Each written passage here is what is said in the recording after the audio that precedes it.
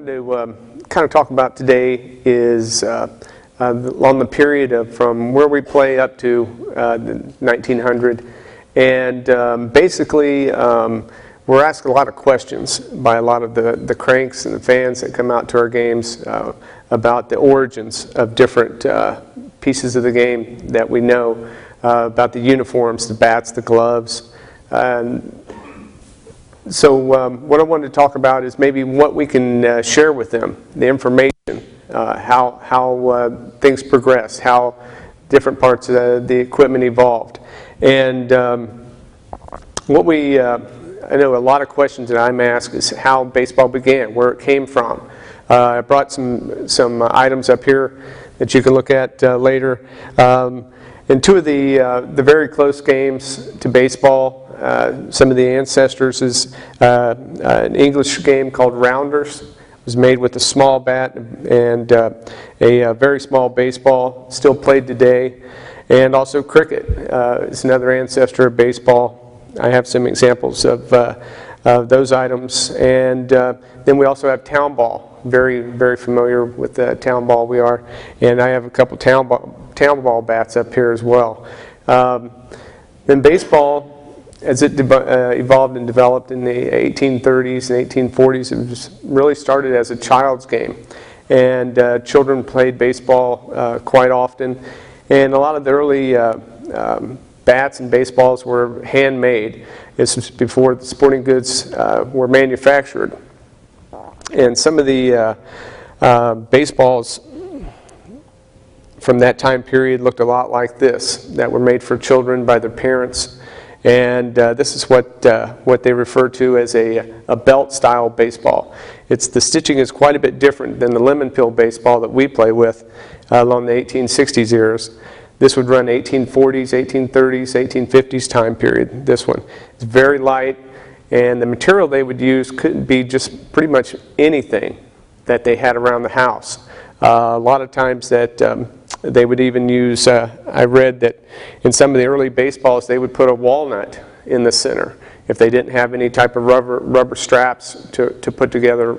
And then they would wrap anything they would have, twine or yarn. I've heard fish eye. I've read of fish eye. Fish eye.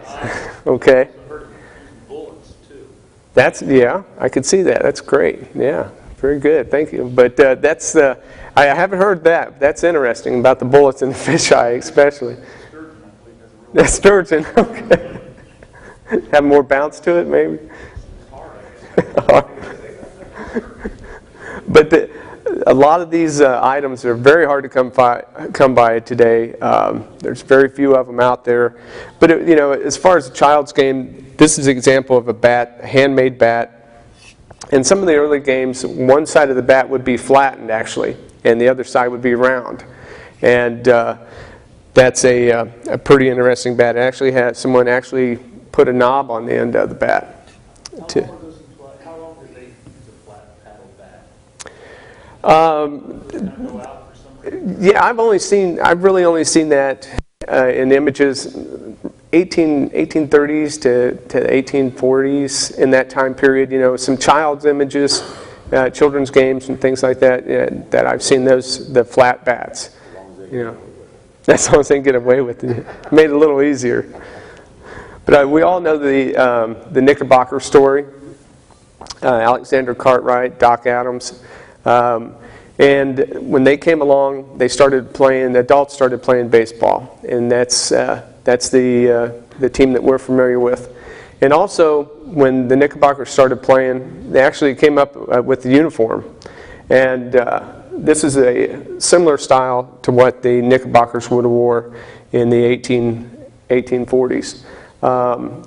The item that separated one team from another wasn't the hat, wasn't the shirt, it was the belt. And we all know that we wear our belts on backwards with our name on the front. And that's the style that the Knickerbockers actually wore, and the other teams from the New York League in the 1850s. The Empires, the Eagles, the Atlantics, the Gothams. And so if someone asks you about that, about the belt, you can always tell them that those belts actually came about in the 1840s. And so the story of the belt, that was the first thing that identified one team from another. And also the color of the uniform, also. The stockings, the socks that they wore, the black socks, the white socks, blue stockings, you know, that separated the teams. The Red Sox. And the Red Sox. You're wearing. The baseballs also changed during this time period in the 1860s. We know the lemon peel baseball. This is a little smaller than the variation that we use in our games. But again, they varied back then. There was no set regulations. There was no set rules. Who knows if this was, you know, used by a child or actually, you know, a local club or a town club that was played. But the lemon peel baseball was around from the 1850s up into the 1870s. And then the figure eight style baseball came about into the 1870s as well. And that's the style that the pattern that we're familiar with. Again, the early baseballs were handmade, and baseball manufacturing started in the 1860s and really took off in the 1870s.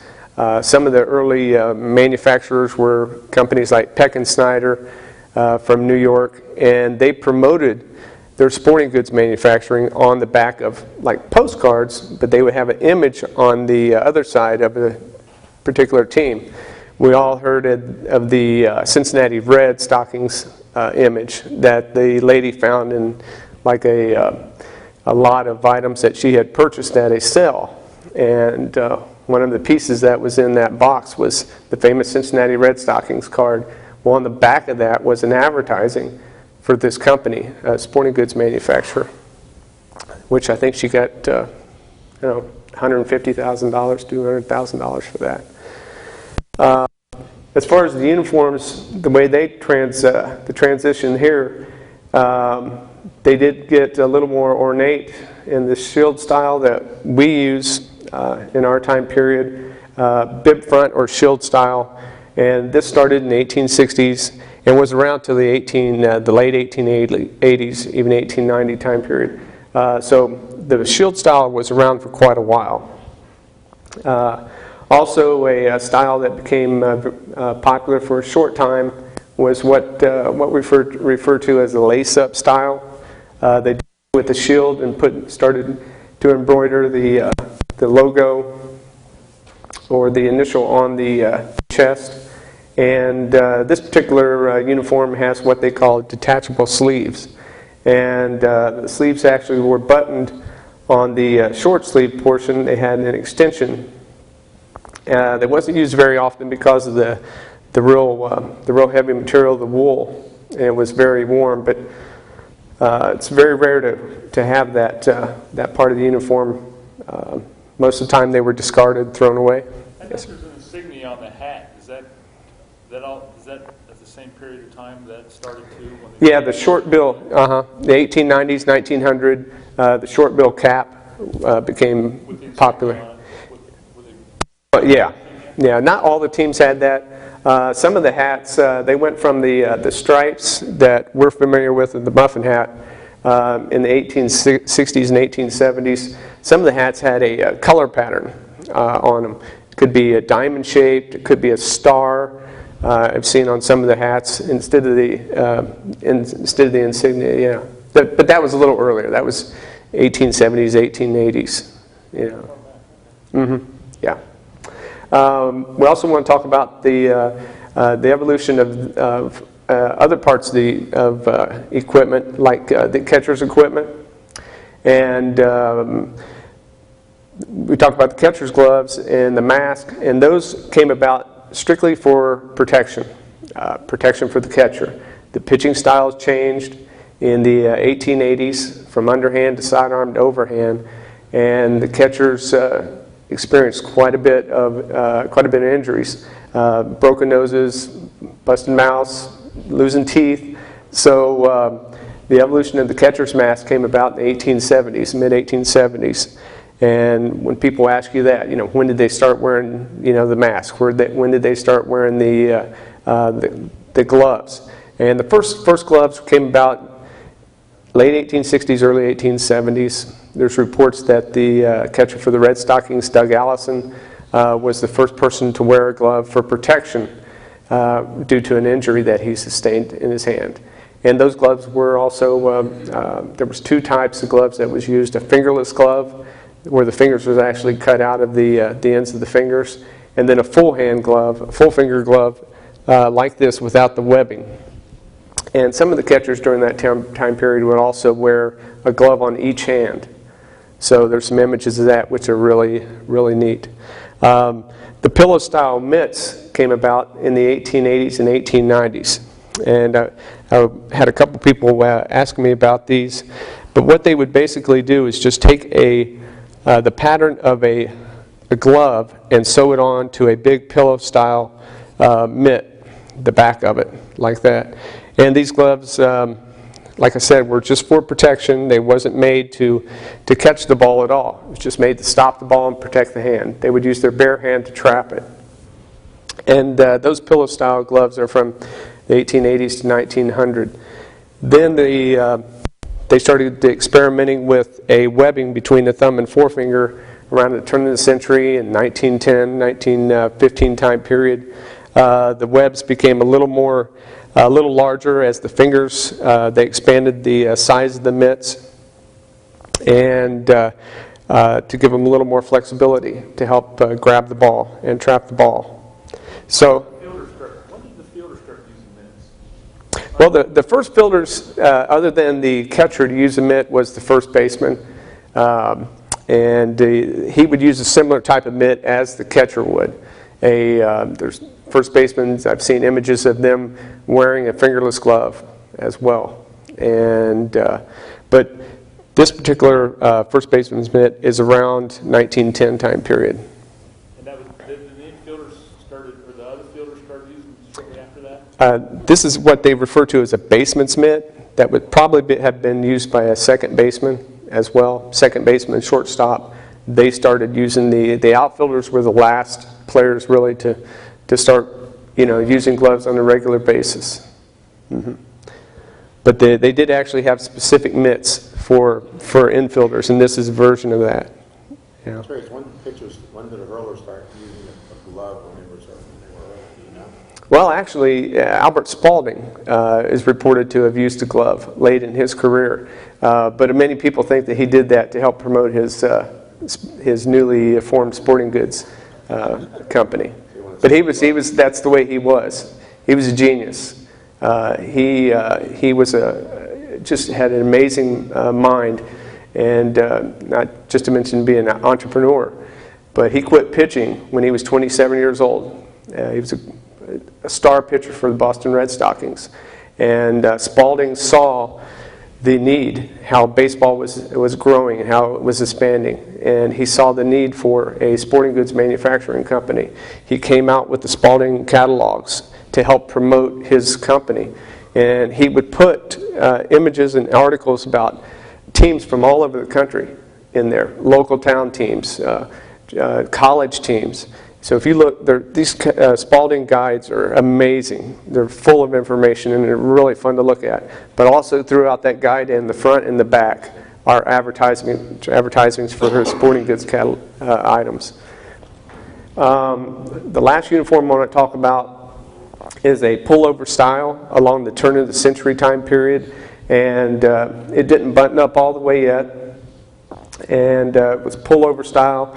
And the pants were what they call quilted, padding, a little extra protection, and instead of the sliding pants that they would wear nowadays, or some of them actually had a separate piece that went under the pants later on as a sliding pants. And the shoes. This is a very early pair of high-top baseball shoes from the 1880s, 1890s time period. A lot of people ask about spikes. When did they have spikes on the shoes? And through baseball images that we've seen, even the Red Stockings in the late 1860s, you can still see some sort of a cleat or something, a small little round metal piece on the bottom of their shoes. So there was something there for traction that they did put on the bottom of their shoes. It wasn't like a cleat like today, the sharp spike, but they did have something for some type of traction on the bottom of the shoes during that time period. And the bats, I'll go over the bats real quick. Again, the bats were handmade early on, just like the baseballs and the gloves was. The bats that we used is something very similar to this, quite a bit longer and a thicker handle than the bats that we are familiar with today. The bats could have been made out of quite a variation of different woods. I know we've talked with Charlie a lot. He's talked about the history of the bats and things like that, and he has some great examples of the different types of woods and stuff up at his place. The rings on the bats were around the 1880s, 1890s time period, and those are dictated based upon the color of the team, what their primary color, their uniform would be. Another thing is that the knobs on the bats changed quite a bit, and that was really due just to experimentation. Some of the players liked a bigger knob down at the end of the bat to help them control the bat. Some of the players didn't like a knob at all under the bat. They would actually put their hand over the end of the bat and swing the bat that way. A lot of players would separate their hands on the bat later on in the 1890s and 1900s. I know Napoleon Lajoie actually had a bat made specifically for him that had a double knob on it. Yeah, so very rare to find something like that. But I know Jim wants to get going here, so if you have any questions afterwards, I also have an example of a lot of people ask us what's inside a baseball. What's a baseball made of?